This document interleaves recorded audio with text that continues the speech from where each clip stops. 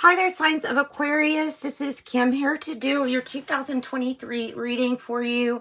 And just to let you know, the fundraiser that is attached is one, they have a website and they also have a YouTube channel, The Invisible People, and they help to combat homelessness. And so that's really important to me. I support them and I think they do a lot of good work. You can check them out through that. So what we're going to do, though, let me quickly explain, because these can be really long readings, and I will take it to a part 2 if it needs to.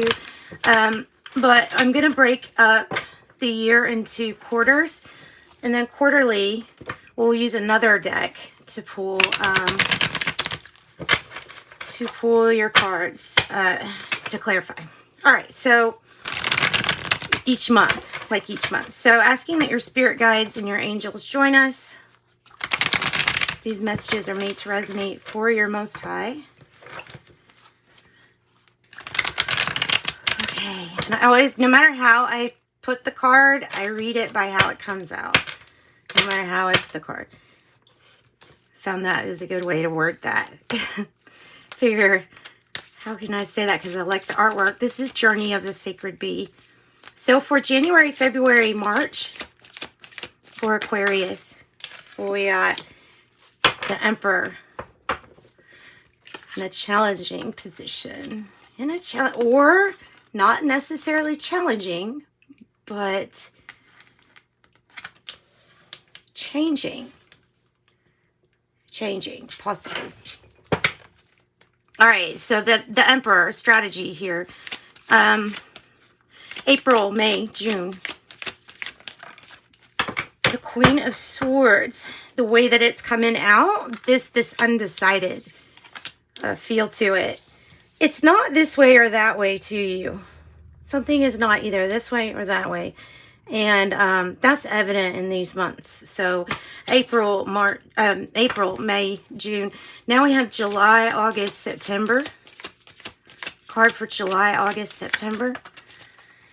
Queen of Wands, the Performer card. July, August, September. This is a really good card for being brave, taking risks, taking chances. And believe it or not, there's some signs, I think, that got, well, there's one sign that actually got it in the reverse, so not to take a risk with the other sun. And these are for your sun signs. Okay. So October, November, December. The Magician. Wow, look at this. And on the bottom, underlying energy is the Hanged One. Not necessarily just that card, but look at the shape. Sacred geometry. Wow. Nice. I think that's why maybe you're seeing things from a different point of view. Maybe that's why it's not so, you can be indiscriminate. Okay, so I'm going to have to move back to get all these in there. Okay, so like I said, these can be really long readings if we just don't go right into it. So give me a card for January. Whoa. On the floor. Well, it's like this though. It's not on the floor, actually. It went halfway. Kind of like in the middle there. So so we have the Hierophant, a Taurus energy, possibly dealing with Aries energy, January, February, March. But this is about commitment and the sign Taurus. February, the Seven of Wands in the reverse. We'll find out. Why? What is March? Card for March. The Nine of Pentacles and major change and transformation. It's regarding this, either this person or this energy with the Nine of Pentacles. This is the energy I feel like if you step into, it's going to bring you a lot of financial gain. And I think that will be very apparent to you March, around March. Some major change, transformation. Maybe professionally too. All right, so then we have, let's do it like this. We have April, May, June right here. April, May, and June. April.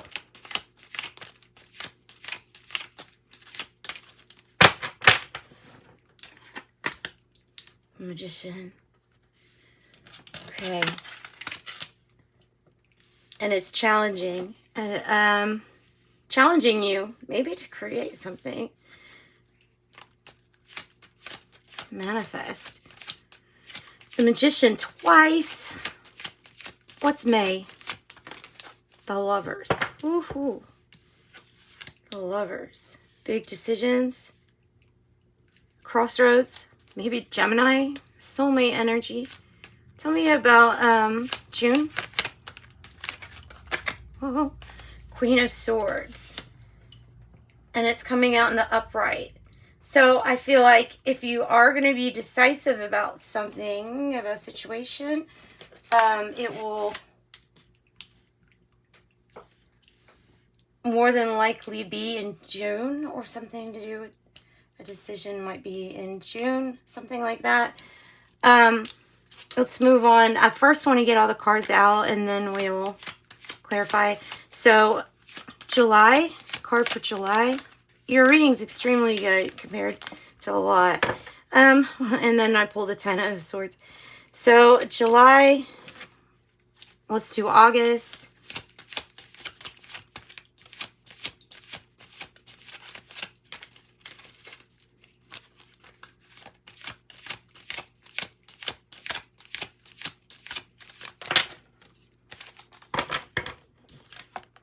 King of Cups.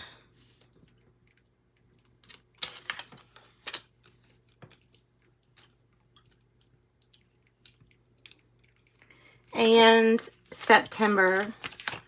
What is September? The Three of Wands. Surprise. Surprise commitment. Or surprise. The Three of Wands. For September. Something that becomes realized. I think it's something that you've maybe envisioned, something like that that becomes realized. Let's put these like this. Maybe that will fit them all. I don't want them so cramped that you can't see them. All right. And October, November, December. Give me something for October. The Two of Wands in the reverse. Give me something for November.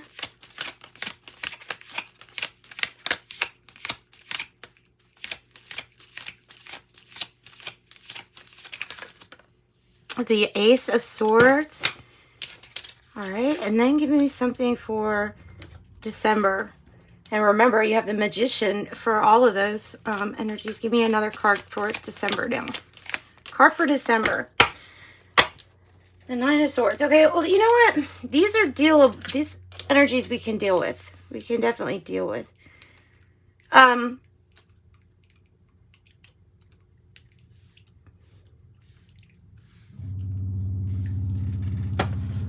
Okay, so what we have with the Emperor, January, February, March, we have the Hierophant, we have the Seven of Wands in reverse, and we have the Nine of Pentacles for March.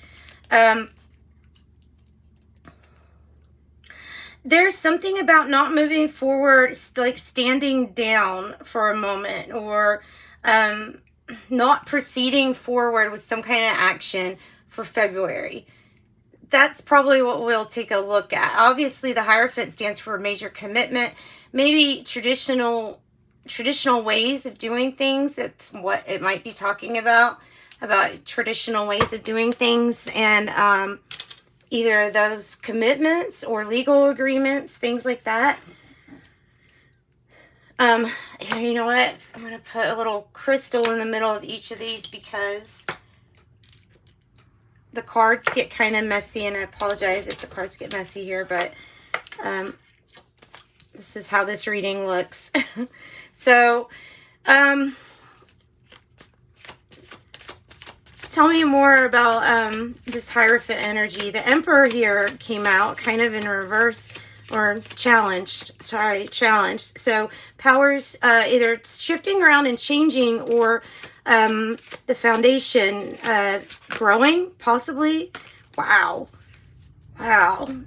A strategy not to proceed, or not to go forward, or not to,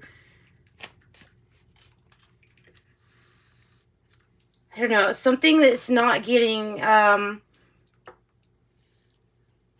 where it feels like you want to say something about how you feel, perhaps, or how you feel like things should move forward. Pay attention to legal paperwork and things like that with this Hierophant, because there's some kind of inaction. Tell me about the Seven of Wands. It's for February. Tell me about the Seven of Wands for February. And I think that the rules and regulations could be shifting around with this Emperor energy. Yeah, there's some plans that maybe move forward. There's persistence and courageousness that does pay off. There's plans that get moved forward. You're on quite a journey. And it's like the journey starts with this single step, but it's a very, a long journey, and you should be proud, courageous. Visualize lots of expansion here, even though something not moving forward. It's interesting because there's still growth and expansion, and there's always thinking of what else can be here, or what else you can manifest or create for yourself.